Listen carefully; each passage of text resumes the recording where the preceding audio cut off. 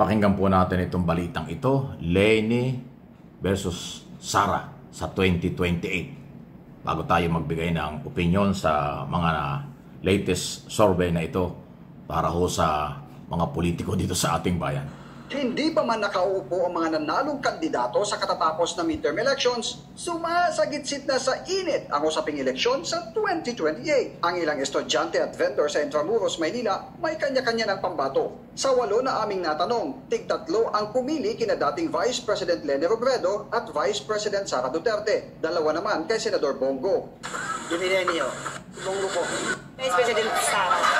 Bagay na hindi naman nalalayo sa resulta ng mobile-based survey ng Tangery nitong June 20 hanggang 22. Sa senaryong binuo ng Tangery sa kanilang survey, lumabas na tie o mas malalamangan pa ni Robredo si Duterte ng hanggang 2% kung i-endorso ni Pangulong Bongbong Marcos ang dating Vice President. Parehong abogado sina VP Sara at Robredo. Si Sara naging mayor ng Davao City. Si Leni uupong mayor sa Naga City simula ngayong Lunes. At kung pagpapanday ng batas ang pag-uusapan, naging miyembro ng Kamara si Robredo. Si Sara, naging presiding officer ng Davao City Council. But wait, there's more! Dahil ngayon pa lang, lumabas na rin sa survey kung sino ang mga patok na tandem para sa 2028. Saad kasi sa Tangery survey na 90% ng mga pumili kay VP Sara sa presidential survey ay mas pinili si Bongo bilang Vice President. Ganon din naman sa mga pumili kay Robredo bilang Pangulo, si Bam Aquino ang kanyang Vice Presidente. Ang pagtaas ng mga pumili kay VP Sara sa presidential survey ay bunga ng solidong suporta mula sa Davao at Northern Mindanao regions. Pero malakas din ang hatak ni Robredo sa Bicol Region, Metro Manila at Calabarzon. Pero teka, meron pa. Natukoy ng Tangery survey si Senador Go bilang wild card sa pagkapangulo. Sa mga pumili sa kanya bilang presidente, 51% dito ang nagsabing si Duterte ang kanilang second choice. At kung di naman tatakbo si Go sa pagkapangulo, 45% ang nagsabing si Robredo ang kanilang alternatibo. Ang survey ay non-commission. Ibig sabihin, pusang isinagawa ito ng survey firm. Sa 2,000 respondents, 12% dito ay mga taga Metro Manila, 23% ay mga Ilocano mula sa Northern Luzon, 22% mula sa Southern Luzon, 20% mula sa Visayas, at 23% naman mula sa Mindanao. Para sa Ayan ho ang napakalinaw na report ha. So, malinaw nga na may mga galaw-galaw na. Hindi maiwasan. Alam nyo, 3 years na lang eleksyon na. At yun naman galaw talaga ng mga Duterte for 2028 na. Di ba sinabi nga niya na sabi ni Sara siya ay front runner daw dito sa Pilipinas. Ang lakas ng paniniwala sa kanyang sarili. Pero ayan, alam nyo, kung si Leni Robredo ay makukumbinsi na tumakbo ulit, ay talagang malakas yan. Kasi yan ang number 2 dun sa presidential election ng 2022. Kung hindi nagsama ang Marcos at Duterte, si Leni ang Pangulo ng ating bansa. Dahil suportado yan ng maraming mga kabataan, maraming artista, sa totoo lang. Pag artista ang sinorbe mo, panalo si Leni talaga. Kahit sa 2028 election, pag tumakbong presidente si Leni, ay talagang hindi lang artista, marami. Ang Bicol ay solid voters ang mga nandyan. Ang mga botanteng Bicolano, napakalakas niyan. At tama yung sa survey na yan, ng Tangery survey na yan. Kung i-endorso lang or magsasama ang Marcos supporters, Marcos loyalists, at Piklawan, Dilawan, abay malakas po yan. Hindi biro, laban sa DDS. Di ba? Yun ang pwedeng mangyari. Anything can happen talaga ho sa politika. Wala akong makapagsasabi. Sabi ko naman sa inyo, ang politika, ang pagiging presidente ng bansa, ang aking personal paniniwala, destiny yan. Walang pwedeng magsabing number 1 ako na susunod. Vice President ako, siya na susunod. Hindi. Destiny po yan. Kung hindi mo destiny ang pagiging Pangulo, hindi ka magiging Pangulo kahit gaanong kayaman at lakas mo. Kaya lahat ng nagbabalak at may gustong tumakbo sa 2028, huwag kayo mawala ng pag-asa. Malay nyo, kayo ang destiny. Kayo talaga ang pinagkakakalooban. O, di ba? Kaya, pero itong parehong babae, parehong abogada, palagay ko magandang laban. Kung yan talaga.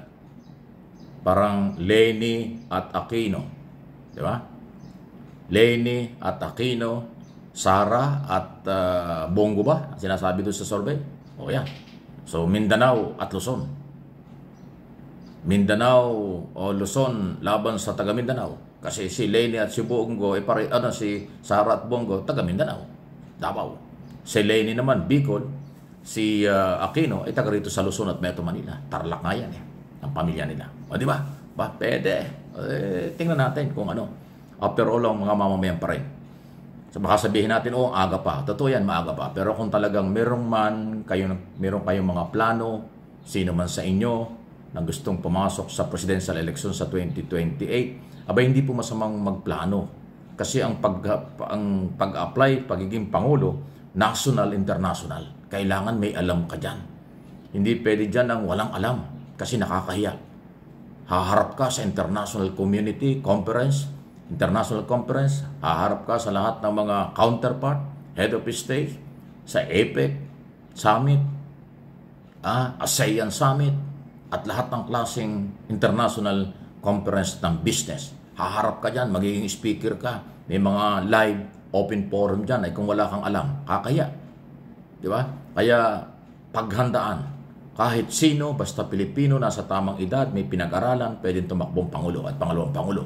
Pero dapat naghahanda ngayon pa lang kung may plano kayo. Huwag kayong gagaya sa ibang politiko, sakalang nang nag-a-apply pagka filing na ng Certificate of Candidacy, suntok sa buwan yun. Pero kung gusto niyo talaga na tumakbo at maglingkod ng totoo, hindi pang sarili, ngayon pa lang paghandaan ninyo. Hindi po matagal ang 3 taon sa paghahanda sa presidential kasi napakaraming problema ng bayan. Aralin mo paano mo tutugunan ang problema sa ekonomiya, seguridad, West Philippine Sea, education, pagkain, marami pang iba. Lahat yun aaralin mo.